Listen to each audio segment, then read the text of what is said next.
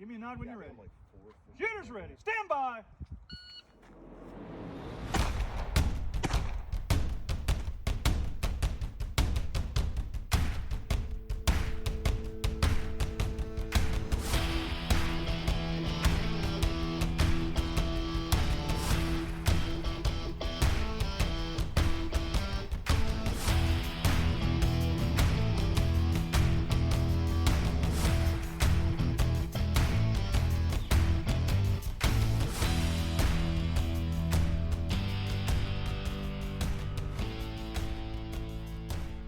Hello, everyone. This is Matt Gunlock from the 3GIQ podcast. Today, I am sat down with Dillen Easley.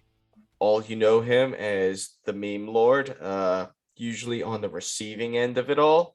But Yes. here we're actually gonna get to know him some. Dillen, can you go ahead talk about yourself some? You're probably really good at that. You would think I'd be really good at it.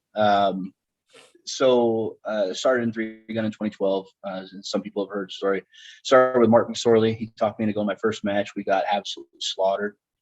We turned around, got the opportunity to range officer for the Midwest Three Gun that same year. Decided I was going to shoot heavy tack ops. Took dead last. And after getting our butts whipped for about 3 or 4 months in a row, I kind of caught the bug pretty good. We bought a bunch of steel targets. We had some of them made because we didn't know where to buy them.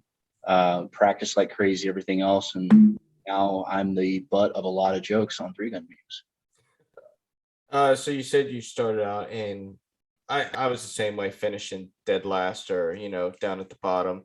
And it wasn't really until I'd say I got to the shooting team where I actually learned how to train, how to properly train. And I had people watching me, coaching me. How did you take that approach? Because let's be real, you're a phenomenal shooter. You're finishing top marks all the time. How did you change that around? I wish I had a great lesson plan people could follow. I'm located here in Kansas City, and I did not know, number one, when I started shooting three gun, I didn't know what USPSA was. So I didn't know about shooting pistol matches. Didn't know that I could go shoot pistol matches, learn how to shoot a pistol. So I drove 2.5, 3 hours to go to a club match and then went back the next month. I spent an exorbitant amount of money on ammo and eventually reloading stuff, steel targets and setting up my range, everything else. I had a pretty decided advantage. When I grew up on a cattle farm. And so back when I used to do, four-wheelers and motorcycles and stuff like that, I had, a motocross track. Well, right around where the motocross track was, well, guess what? We built a range. So I kind of had the free reign to kind of put that in and put it on the family farm and be able to practice. And essentially what McSorley and I kind of did, we went through and, when we were shooting and just having fun, we shot and did things that we thought we were good at, right? So our first match we showed up to, nobody knows us. Nobody knows who's going to show up and kick their ass, right? They're going to be asking who those guys were. And then, of course, we got absolutely decimated and humbled in a very good way. So we went home and it was like, what did we suck at? Because we were really, really bad at a lot of stuff. My first shotgun was a Mossberg 590A1 with a fixed cylinder choke. There was a spinner there. I went box of shells trying to spin it. Never finished the stage. Never.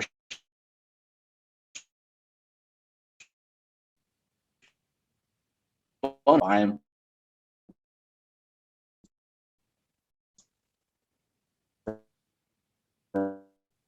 steel, so you can't shoot with a rifle. But I still have that spinner on the range, and I still shoot it to this day. I mean, it's 9 years old, and I still beat the piss out of that thing. That being said, we bought one, and then a Texas Star. Well, I might as well have one of those made too, because we got our butts kicked on it. So we kind of took the approach that if we were really, really bad at something, we were going to practice it. And so, I would go dual dealing on everything if we had to deal or get down low. And then you were missing stuff like crazy. So we kept practicing it. Somebody finally showed us how to reverse kneel. And it was like, oh my God, this is amazingly stable. But it was little bits and pieces at a time. I mean, at the end of 2013, I shot Blue Ridge. I did not finish real well. I was 13th or 14th in like tack iron or something like that. I think that's most people in Blue Ridge. The first time you go there, you don't know what to expect. No. It's And Blue a Ridge is kind of a different weird match. anomaly. Mm-hmm. It was a different match. Blue Ridge is a match that's probably, if it was happening today, would probably still never fill up. Mm-hmm. You're still going to have that same 120 to 150, maybe 170 that are going to show up. And there's going to be a revolving 10 to 20 people who are new, who some are going to stay forever and they're never going to leave that match because they love that format and that style. And some are going to be like, I'm never back, right? Because it was physically hard. There was kind of a hardcore approach to ROs. So the ROs, like they have a way of doing things, and just shut up and push through it. You're going to be fine. You go through and drop your stuff on the ground. The RO is going to stand there. You don't get to leave your shotgun caddies behind. Pick it up. I watched Kim Lepnin from Finland comes over and shot with us for like 3 months. And then we go through and we're shooting that one as one of the last ones before he was going to be done shooting for the year. And he drops his chest rig on the ground. And they're like, you can't leave that here. You have to carry it. So he shot the whole thing with it tucked under his chin, shooting a shotgun and loading a shotgun with his chest rig under his chin, because you have to take it to the end of the stage. Yeah. For some people, that was, like, no, we're not doing this. For other people, it was like, man, this is awesome. Nobody else does this. To this day, I think it would still have the same people shooting it. You're right. Because I heard that match 3 times, and it's usually the same cult following every single time. And I enjoy that style. I like the natural terrain. I'm not great at natural terrain because we just don't practice it. Like you said, it's an anomaly. Yeah. But it takes a realistic approach to where if you're in an environment, combat environment, if you're a cop, you're not just going to leave your stuff on the ground. You're not just going to abandon your stuff. And I appreciated that for what it was. Now, do I like everything else? Absolutely. Do I like base stuff? Yes, but I like switching stuff up too. Well, and that's kind of one of the things I've heard over and over is like, well, like I prefer bay matches. Okay. Well, I prefer natural terrain. Okay. What do you prefer? I prefer matches. Yeah. I want to pull triggers and I want to have fun. Yeah. And I can do that on a bay, shooting something where you're going to make me stand there and think about how I'm going to shoot it. Or I can do it in a natural terrain one where I'm going to have to run 100 yards during the stage. I don't care. I just, my thing, if I show up to it, I want it to be fair. I want to have an equitable chance, right? So I want the way the decisions are made to be done correctly. And then, like, I want targets. Mm-hmm. These are my 2 big requirements. As long as it's equitable and I'm getting to shoot, I'm pretty damn happy. Yeah. I don't care if it's natural terrain. I don't care if it's a bay match. It doesn't matter what it is. I've said for a long time, I think one of the most fun things we could do in 3-gun is do a par-time match. And I mean legit part-time. Like, here's a stage, right? Every single stage, you're going to start with your shotgun. You can immediately dump it if you want, and then move on to your pistol if your rifle, if you think it's an advantage. But your score at the end of the match is the number of targets you got, right? You're not going to ever have enough time to clean a stage. Mm-hmm. And so that might mean that the stage, you have 13 seconds on this stage, and you can get 20 targets. Okay, cool. I think it would be a blast. You'd have to do more stages. Mm-hmm. And, it would. There's going to be some different aspects to it, but I think there's definite ways to do that. And it would still be fun because if it's still the same equitable aspect for everybody, there's not going to be some like broken prop some people deal with and a broken prop that other people get it fixed, right? We're going to do the same thing for everybody. You can't do anything about weather. You can't do anything about the angle of the sun. I get that, but equitable and give me targets. Yep. And hey, let's go have fun, Yeah. What do you have planned for the rest of the season now? I know you're recovering. Yeah. I if the sports med doc ever listens to this, I'm probably going to get in trouble a little bit. But rehab on the knee, obviously, switching gyms and doing a different type of workout. We're kind of scaling things and modifying workouts, and it's actually been going pretty well. For anybody who hasn't seen 3-gun memes where they've actually skull drug me through the coals. I tore my PCL on my knee and also strained my patellar tendon and have a pretty nasty bone bruise on both my femur and my tibial plateau. So it's kind of painful. Range of motion's a little crappy right now, and I'm really not even cleared to start running until next week. That being said, with the scaled workouts, everything else, I was able to back squat 365 for 5 reps on a knee that I'm not supposed to bend past 90 degrees. Been able to do deadlifts, clean, snatch, stuff like that. And I've been able to use the assault bike and be able to get some exercises there on a row machine. I haven't run yet because I don't want to have the impact on a bone bruise, but rehabbing it. Let's be real. I think Guys like us don't like running. No, I'm not built for running. That being said, I'm signed up to shoot Gen 3 gun, Mission 22, a Memorial 3 gun, and the Vortex shootout down in Texas. So those are my last 4 currently scheduled matches for the year. Now, a very good chance that I'm going to try to get into something like a GA Precision PRS match local in Kansas City. And then I did shoot a 22 PRS match there as well, and was surprisingly a lot of fun. I bought a CZ 457. Yeah. I didn't really do anything to it. It's fun. No, it's to me, it's golf with no alcohol. Yeah. I mean, we literally we were on the range for 3 hours, and I think we talked trash for 3.5. Mm-hmm. I shot 100 rounds total out of a 22, and it was a lot of fun. And we literally just spent the majority of the time doing the same things we do in 3 gun while we're resetting, but we didn't ever touch a target. Yep. So if you don't have friends there, or if you're not if you're a bit of an introvert and you don't want to talk to people, you're gonna have to find something to do between your chances to shoot, because you're gonna be sitting by yourself quietly for a while. But if you're an extrovert and you like dealing with people and you like talking, hanging out and talking trash, everything else, and giving people a hard time, man, it was great. Give it a shot. It was a good time. Yeah. Yeah. I mean, especially, I'm not going to say PRS or 22 PRS is cheap, because it's far from it. Mm-mm. You know, my CZ 457 has a 4.5 to 27 razor on top, silencer on the front, and a 30 MOA Area 419 base, and a Area 419 universal Arco rail on it. It's not cheap. Now that they've come out with a chimney trigger for that gun, damn it. We discussed that through the internet today. Yeah.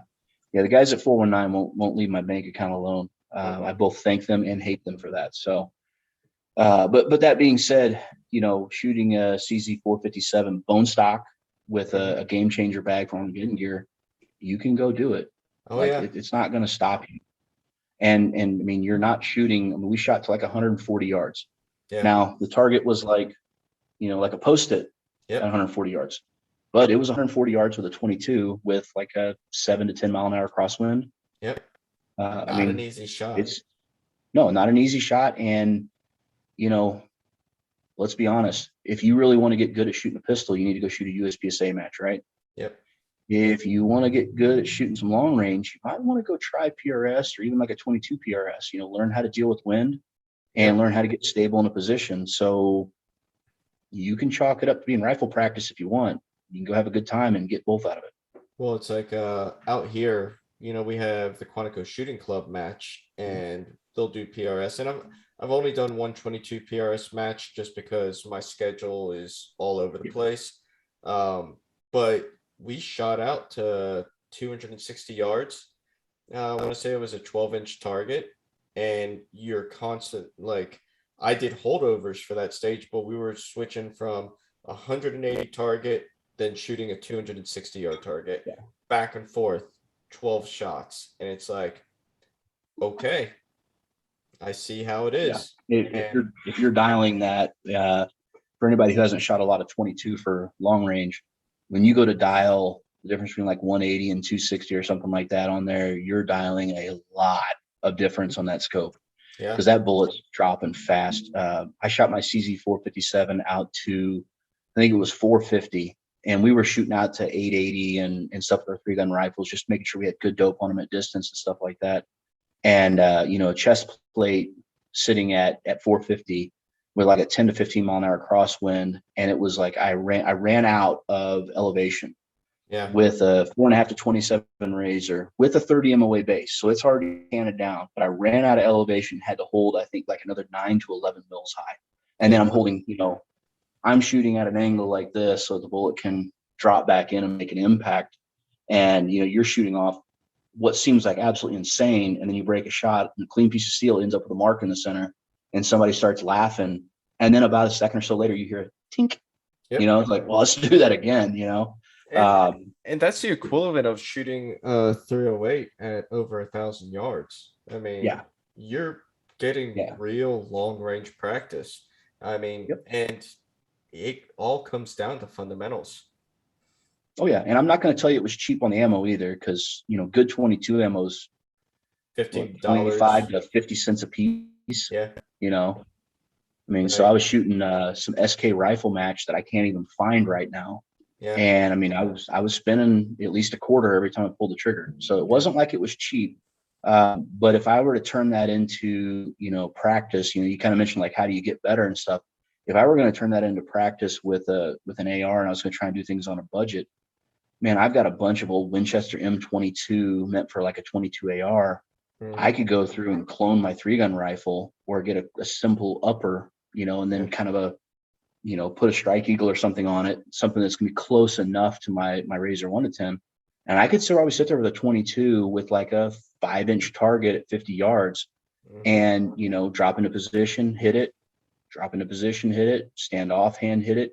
And I could probably save a pretty substantial amount of money in practice and get reps in for that. You know, the only thing that matters on that one is making that hit, not,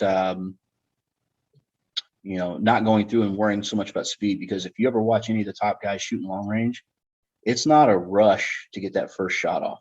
No, they're The guys taking who their just get time that first building a shot off in- position. Yes. Yeah. And if there's any sport that's really good at building that position, it's going to be PRS. Yep.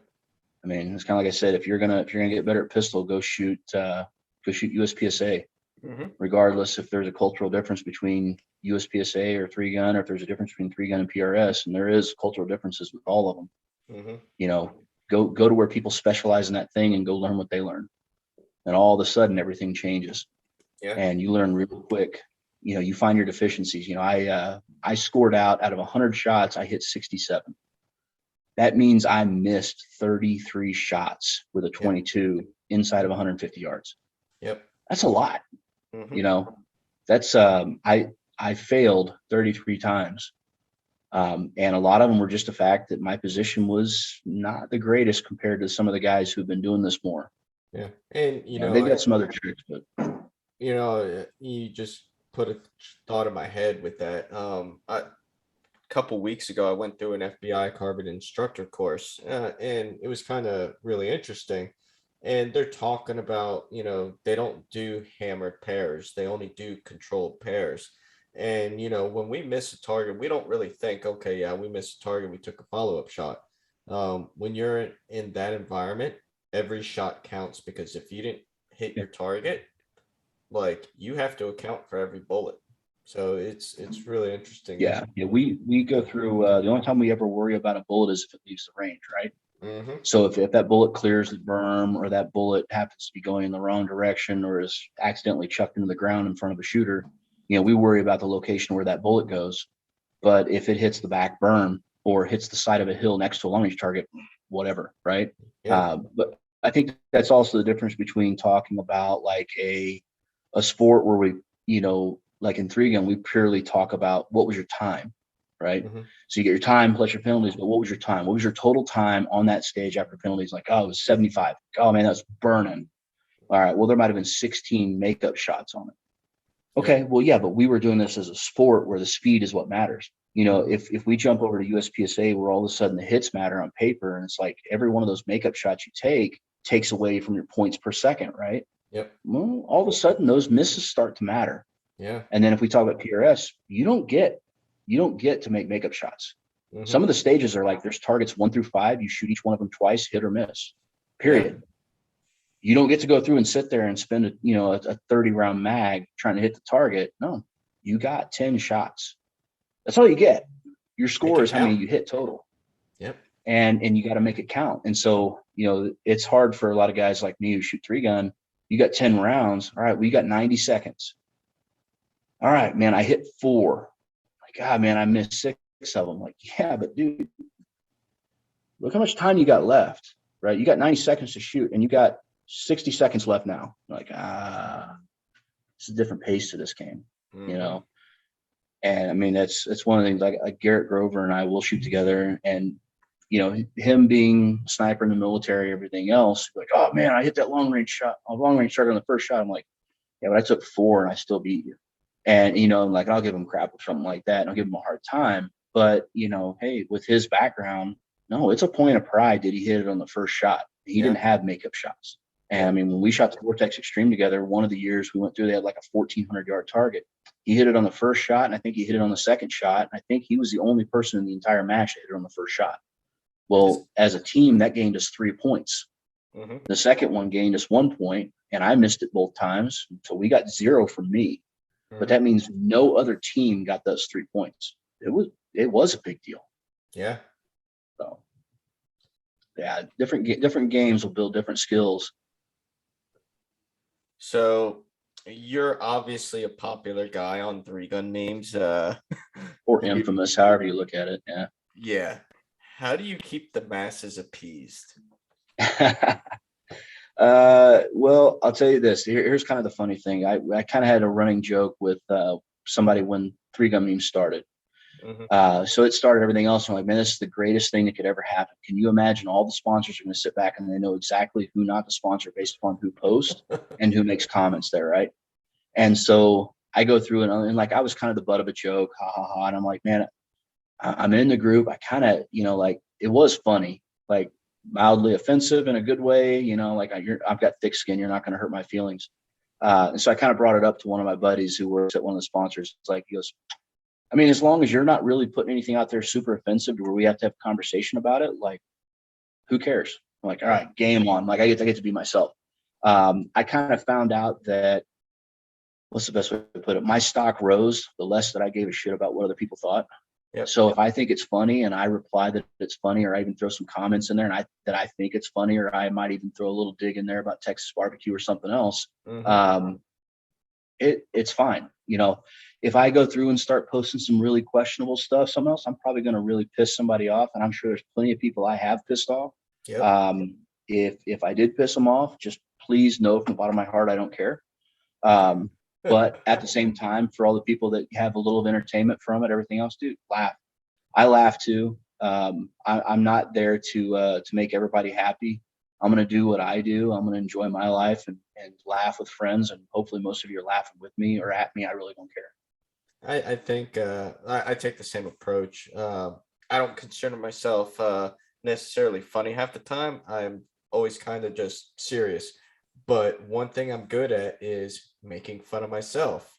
I'm really good at that. And I'll point out the obvious sometimes. Oh, I'm Irish. Oh, well, what does that mean? Well, you know, I have a tiny penis, whatever, something like that. But it's like, if you don't take things serious, or if you can't learn to just not take things seriously and just have fun with it, then why are you're not going to last long in the sport if you can't. I mean, there are people who've been, I don't want to say run out of the sport or anything like that, but people who don't show their face too much anymore because they can't take a joke. And I would tell you, you know, like for me, one of the things I'll tell you, I stopped being serious about stuff a long time ago. I was the guy who would go through and, like, if you didn't like me, it really bothered me. Like, it legitimately really bothered me. I didn't understand why you didn't like me. And I would, you know, I might lose sleep over it. Like now, oh, you don't like me? Well, cool. You know, I sleep face down so that you don't have to wake me up to kiss my ass. Right. This works great for both of us. But with that in mind, like, it's not that I don't care what anybody thinks. It's like, hey, you're going to think what you're going to think, but I'm not going to let it affect anything in my life. And I'm not going to take the time to go talk to you and try to sort it out. I'm not, typically speaking, I'm not going to change your mind. You know, like before we were talking, I mentioned, like, there's a guy that DQ'd at a match I was running like 6 years ago, 5-6 years ago, and still to this day does not like me because I made the call as the range master, match director, that, dude, you DQ'd, right? I still don't even know who the guy is. All I know is that some of the local guys go like, yeah, this guy doesn't like me. I don't care. Dude, I'm sorry that you're upset about it, about something that happened that long ago. I'm not going to try to change it. If I made the decision, I didn't make it because I don't like you. I made it because you screwed up and you broke a rule, and that's what happens. But, you know, back when it happened, I was like, wait a minute, you're telling me that somebody really doesn't like me? Like, what did I do wrong? Well, you DQ'd him. Well, how many total people could I have DQ'd? I can't even think of a single person. Mhm. Like, and I'm not going to make a decision based upon like, oh, you got a jersey on, you're not DQ'd. You don't have a jersey on, you are DQ'd. No, like I wouldn't have made that decision. And it's like, well, I'm not going to appease this guy in any way. Yeah. So I'm just not going to worry about it because there's nothing I can do. I'm not going to change his mind. He's not going to like me tomorrow. He's not going to be my friend, obviously. You know, to this day, I still don't know who the guy's name is. So I don't care. And when I started looking at that and like realizing that, hey, not everything has to be taken seriously. And oh, by the way, you can perform pretty well at matches when you don't take everything seriously. That's where things got a hell of a lot easier for me. You know, one of my sponsors invited me up to a match at a certain range, and we got this big squad together, bunch of top shooters, and we're all kind of hanging out. And he's like, "Man, I need you to do me a favor. These guys get really, really, really serious." I go, "Okay." And he goes, "Can you keep it lighthearted?" Yeah, hell, why not? So one of the shooters goes through, and he's straight focused, right? And so the minute he gets done shooting, I walk straight to a target and I just stand there. And I get the RO to walk over with me and just stand there. And it was perfectly fine. There was nothing wrong with it. But I waited till he got all the stuff put up, like, "Hey, do you want to take a look at it?" And he, I mean, literally drops, "You got to be kidding me," and starts coming out there. I was like, "Yeah, dude, 2 alpha. Good shot, bro."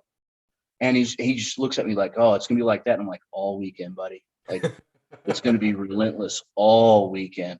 And then, you know, we turn around, and I think it was either the next year or whatever, you know, Freilich had gotten back from IPSC World Shoot. And like, you know, he had made a couple comments about like with IPSC, you know, it's really cool how they take things really, really serious. When you make ready, everybody gets quiet. I'm like, oh, we can't let this go. Like, can't let it go.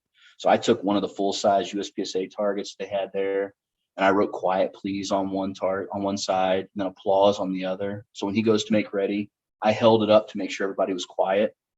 And then, you know, like it got silent, and you could tell he kind of got uncomfortable because like, why did it get silent all of a sudden? And he turns around and he goes, "Oh, you're a dick." I'm like, yes, Yes, I am. Like, love you to death, bud, but there was no way I was going to let that slide. So the minute that he finished the stage, I flipped the sign around to applause, and everybody starts clapping. And he shot the stage fine. It didn't mess with him too much, but it was one of those things like, man, you got to lighten up a little bit sometimes. Yeah. You know, I mean, you've been at the range when I'm there. I don't really have a whole lot of desire to take everything serious. It's not going to be fun if I do.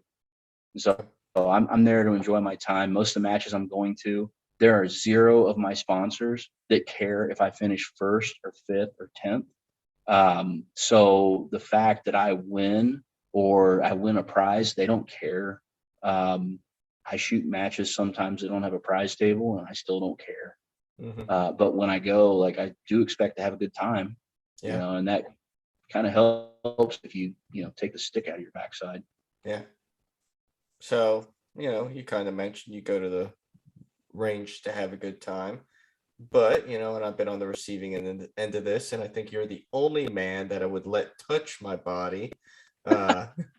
You provide a great service to those of us who are broken and you know, have things wrong with us, because you're a chiropractor. Yeah, we've had a few of those instances at ranges in the past. Yeah. So how long have you been doing that, and you know, what's your passion for it? You know, so when I was in high school, I played football. I got hurt. When I got hurt, my mom took me the traditional route, and she tried to take me to the chiropractor. And I said, "I'm not going to go to that quack. Take me to the doctor." I go to the guy, and I didn't really feel I got the attention that I thought I deserved. You know, it was when you're just a kid, you got hurt playing football, suck it up, right? I'm like, "No, I'm hurting. I can't run. You know, I want to go play." She talks me into going and seeing a local chiropractor. It was actually a friend of mine's dad. A friend of mine did not go into being a chiropractor, so it wasn't a family business type thing or anything like that. And I think he still practices this day. He adjusts my mid back, whatever. He made some things pop. He adjusts my neck, whatever. Might feel a little bit better. He puts me on my side, adjusts my low back, and I wanted to get up and beat him senseless because it hurt like hell. But then I realized I'm up, and it kind of feels pretty good. So I got down on the other side and let him adjust the other side of my back. But I mean, I want to hurt because it hurt, right? I was in pretty rough shape. So high school comes around. I'm not going to sugarcoat it. I was kind of a butthead. I got in trouble. I got arrested. I mean, when I was in high school, I got a DUI. I got arrested multiple times. I kind of farmed up the football field with my truck because I didn't really like the head coach. So I was probably heading the right way for either you're gonna find some outlet for your energy, or you're gonna be going to the military and they'll find an outlet for it. My mom kind of asked me like, well, what do you want to do? And I kind of like, well, I might do that chiropractor thing. It was kind of cool what that guy was able to do, and so I start into college. I meet my wife, I want to say 3 weeks after 9/11. And for 2 of those 3 weeks beforehand, like, screw this shit. I'm out of school. I'm going to go do something else. I want to go shoot people in the face. And my dad told me like, hey, you should people who are already in are the ones who are going to get to do that. You're going to go in, they're probably going to go through and put you through a test. They're going to see your scores. You're going to sit behind a computer or something else.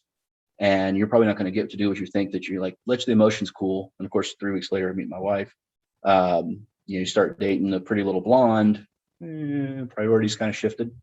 But I went through and kind of kept going down that path. I entered into, college in 2001, graduated in 2009 at the end of the year, started into business on my own in September of 2010 with a medical business, doing things a little bit different. Opened the chiropractic clinic at the beginning of 2011, and now I still run both of those two. So medical side and chiropractic side, and the combination of the two, we still do to this day. That's pretty awesome. Yeah. That's awesome. And I think everybody that has received services at matches for you, me especially, can thank you for your service on that.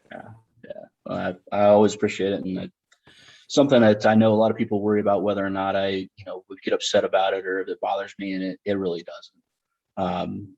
I know if I'm getting 75 emails tomorrow asking me about somebody's condition and look at my x-rays and all that stuff, it's a little different story. But you go through and something's killing you, we can at least talk to it. I mean, we have, I think, a couple of guys have walked up, it's like, hey, I've got this, had this done, had this surgery. And I'm like, there's no way I can do anything with it.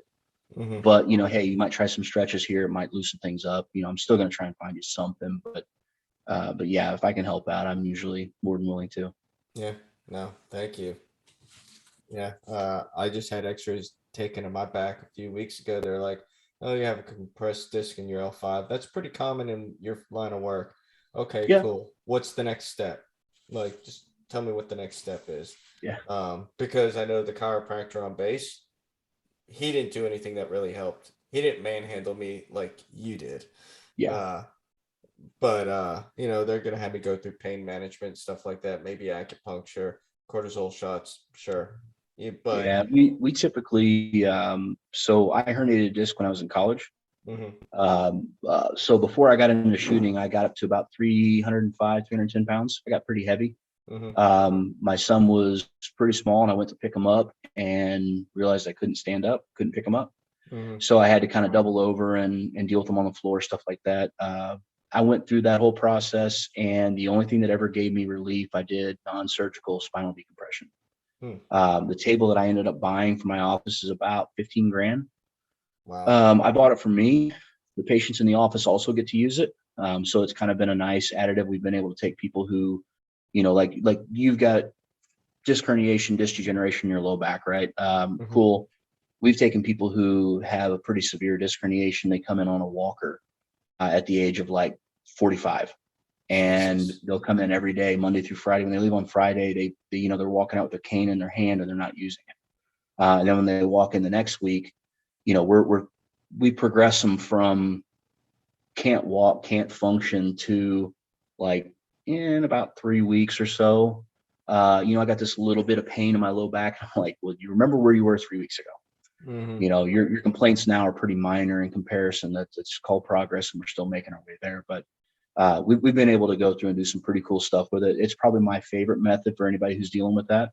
But it's one of those things that it can be expensive. If somebody in your area has it, the old military discount thing started coming to play. Like vets in the office here, I think they pay like $20. Wow. old school, when I was getting out of college, I think it was 250 to 300 a session.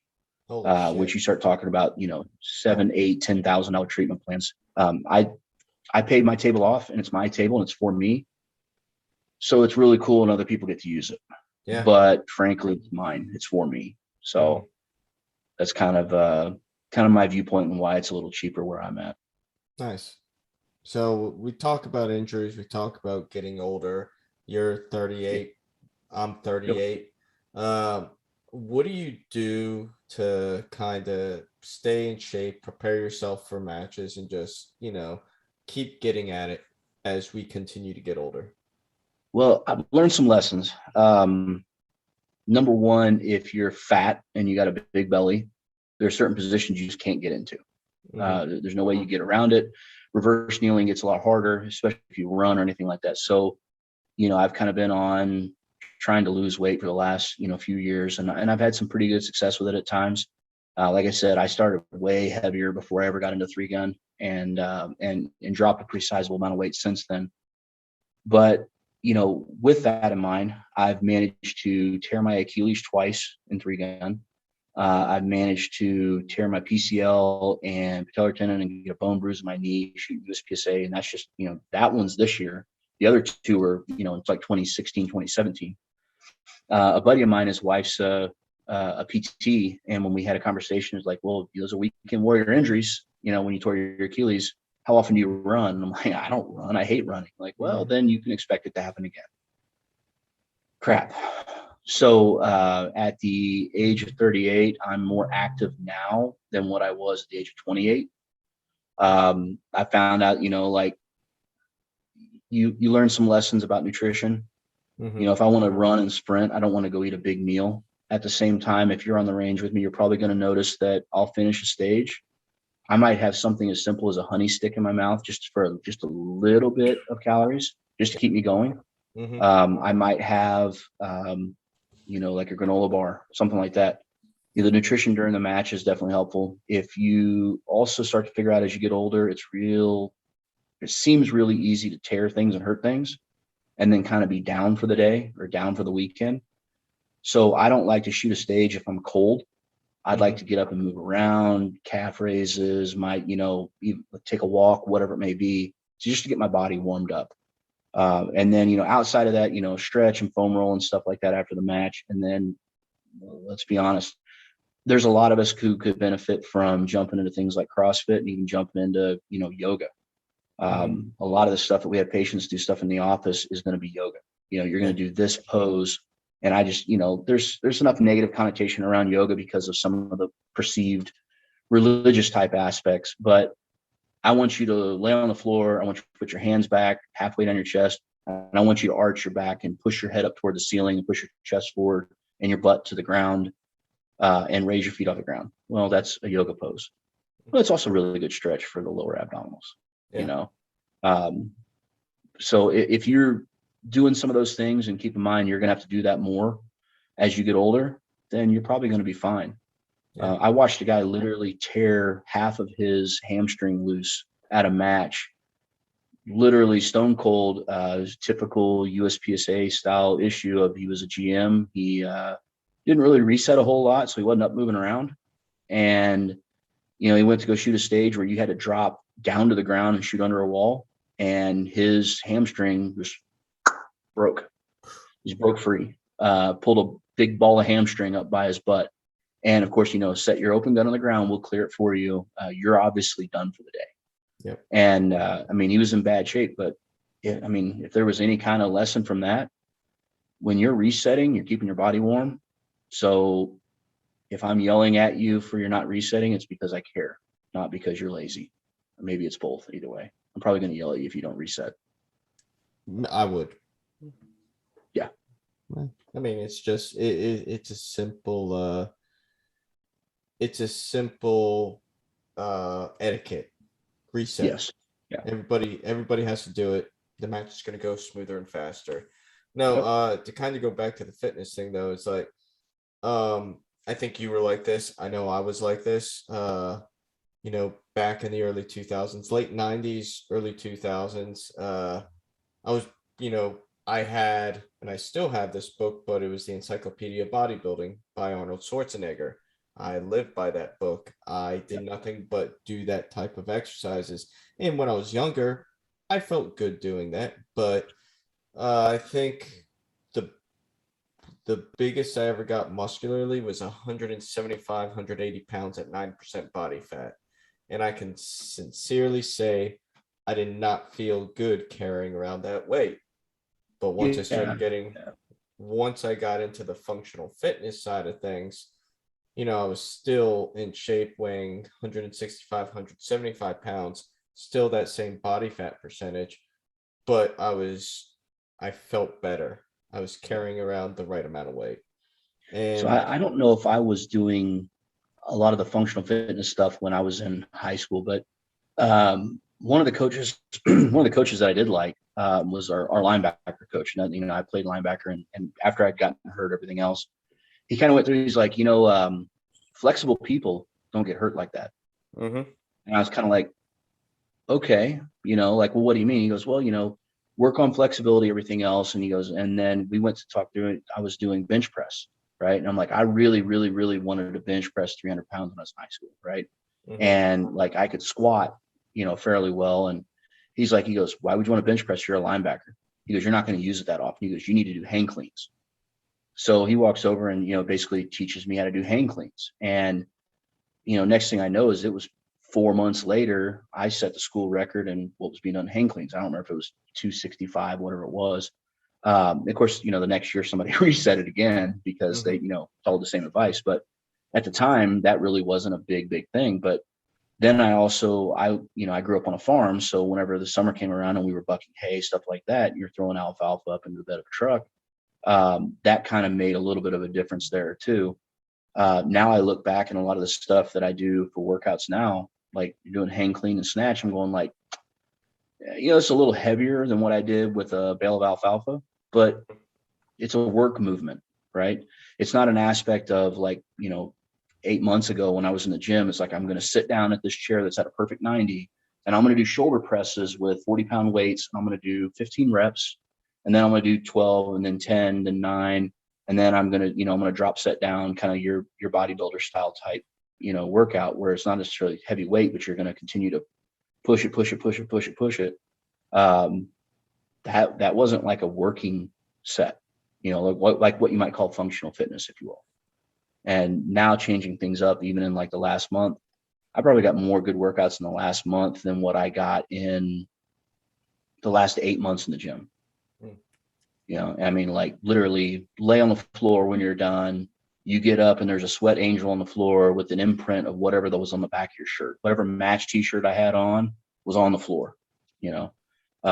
It's been good in that regard. So Good. hopefully that pushes me a little bit higher up in the future. Oh yeah. You're already a phenomenal shooter. I think it'll help increase your longevity. Yeah, I mean, I had a sponsor I parted ways with a few years ago, and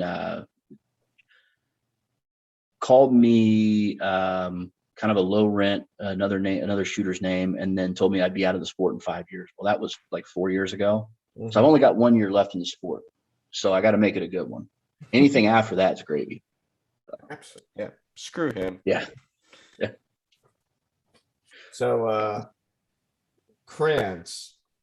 What's that? Let's talk crayons. Crayons. Yes. Are you going to start bringing top shelf crayons to matches instead of going to Cracker Barrel and Perkins? So maybe. So see, I'm a small business owner. So one of the things that I think that makes me a better sponsored shooter for a lot of the sponsors I got is I kind of understand what a return on investment is. So when I'm going to go get crayons, if I'm going to get crayons for one of the Marine shooters, I'm probably going to get off brand if I'm trying to play a little psychological game. If I need an advantage to kind of, get them off to the side, like they're probably getting something from Perkins or from Cracker Barrel. Now, if I need a little bribery or a little help with something, that's where Crayolas come out. That's where I'm going to spend the good money. Because I think Scott got me, right? So since he beat me at Wisconsin, I think I should have been laying some crayons out and kind of just distracting him on stages, because I can't remember how close it was, but he got me by a little bit and took second place, and I ended up in third. And like, I think if I would have sprinkled some crayons around, I probably would have paid Craig to be in second. Well, I'll tell you this. I'll help you out here. When you need some bribery taken care of, just come to me and I'll assist with that. I like where this is going. Mhm. Other than that, do you have any parting words for the listeners out there? It's always kind of an interesting question when that one comes up. You're always going to have the standard stuff of like, go have fun, inter matches, blah, blah, blah, all that stuff. We're kind of at an odd crossroads where there are a lot of people who think that the sport's kind of dwindling or it's on its edge. Yeah. If you talk to some of us like me, Aaron Hayes, a few other guys who were like, when we started, there was like 5 matches, 10 matches total, and you couldn't get into half of them. And now, my schedule, I think, had close to 20 matches on it between mostly 3-gun, a couple USPSA, and a couple PRS, right? There's no shortage of matches going on. Now, that match may have 120 to 140 shooters instead of 300. If some of those matches die off, guess what? People start going and traveling a little farther and going to some of those matches. But if you look at the matches that are selling out now, if you look at Memorial, if you look at Texas 3-gun, the matches that are, they have a wait list. I would argue that there's some of the things that they're doing that are right. Memorial is run by a really good group of guys, and I think that's a big part of it. They've got a good cause behind it. Jeff Kirkwood Memorial match that we went to here 2 weeks ago, they give to that same foundation. That's where the money that's raised goes there. They've got an awesome raffle going, by the way, which you can literally get a clone of my rifle. But with all that being said, there's some things that they do right. There are some matches that attendance continually falls. I would argue that they do some things wrong. If you notice those things that are wrong, bringing them up to the match staff in the correct way is going to benefit both you and the match. There are people who are invited not to come back to matches because they bring it up the wrong way. They say things that instead of going through and talking to the match staff and, a cooling period, give them a week to kind of get their head straight after putting a major match on. If you've never put a major match on, it is a toll on your body and your mind. Yes. Take a week and then go through and be like, hey, guys, I noticed this, this, and this, and I've got some concerns about this. I think this would help you in the future. And I kind of revert back to, I don't know if you ever got to shoot Fallen Brethren. I did not. So Fallen Brethren was one of my favorite matches that I got to shoot every year. Okay. We shot a match one year and all the targets were painted black and they were not repainted during the entire match. And it was an aspect that people complained the year before that they were painted white, but they were only painted at the very end of the day. So the targets changed colors throughout the day, right? So we're going to paint them black and they, for the most part, stay black. Okay. You made that point arguably more equitable. But then targets were kind of, they were in areas where, like, if the sun changed, like shadows would you would stare at a target that's next to a tree and you couldn't see it. And so I waited about a week after. I sent an email over to the match director, Jim Smith, literal war hero. His pedigree in that part is not questionable to just about anybody who knows him. I sent it over and it's like, hey, here's who I am, right? Competition shooter. I'm not military. I'm not law enforcement. I'm looking at this is why I come to spend my money. I love your range. I love your match. I love the area. I love the food there. We go to Sweetie Pie's, Ribeyes, and Babe's Chicken every time we're in that area. We literally plan this out a year in advance the minute the match is over. Here's what I think is a problem, and here's how I think you can fix it. And they went from doing that to making a very small change. It's one of the first matches where we ever saw the corrugated plastic backers on the targets. And when I explained to them the reason why to do that is that everyone who walks up to that stage should have a relatively equitable chance to find the targets. You can't do anything about rain or wind or, even like the sun in your face or at your back, things like that are going to change. And I've seen where the sun literally came out and the rain went away for Jerry to shoot. And then the minute Jerry was done shooting, the rain came back, the sun went away. And it's like, listen, he made a deal with God. God backed him up, right? But I should at least be able to find the targets. And they made that change. And here's the difference. When we showed up that next year and they made that change, and everybody was talking about how great the match was, and like, man, you could find all the targets on stage, and you at least, whether you clean the targets or not, you at least knew where they were, right? Match is over. And instead of being like, hey, I'm going to have these 5 people stand, these are the assholes who came through and yelled about the match last year, blah, blah, blah, they're invited not to come back. It was, they had 5 or 6 of us stand up. And it was like, listen, these are people who went through, if you like the changes to the match, these are the people who stood up and had the balls to come forward and give constructive criticism on how to make it better. Not bitch about what happened, what they liked, what they didn't like, but how to make it better, right? If you can do that and give constructive, and then keep in mind, you may have constructive criticism that makes no sense whatsoever. Don't be offended if your criticism isn't taken as the gold standard. But if you're offering it as constructive criticism, you're going to get a good reception from any match director who's worth their weight in salt, right? So if you go through and you talk to Aaron Hayes and like, hey, bud, if you consider this might make an improvement. Another good example, Jeremy Moore is one of the first guys I know who went through and said, you know what, screw this. I'm buying match packs of magneto speed target hit indicators, right? All those red flashy lights that we love on our long range steel. Yep. One of the first people I knew of who bought those. Him and I had a conversation of like, dude, I love shooting long range. I love a match with a lot of rifle and long range, but I mean, there's too many arguments between ROs and shooters. And this eliminates it. If it flashes red, both of us saw it. If it didn't flash red, you're not arguing with me. And I'll call hit if it doesn't flash red, but I see a hit. And I'm going to give it to you. But no more arguing. I used to stand behind at least 1 or 2 shooters that I knew had a tendency to yell at ROs.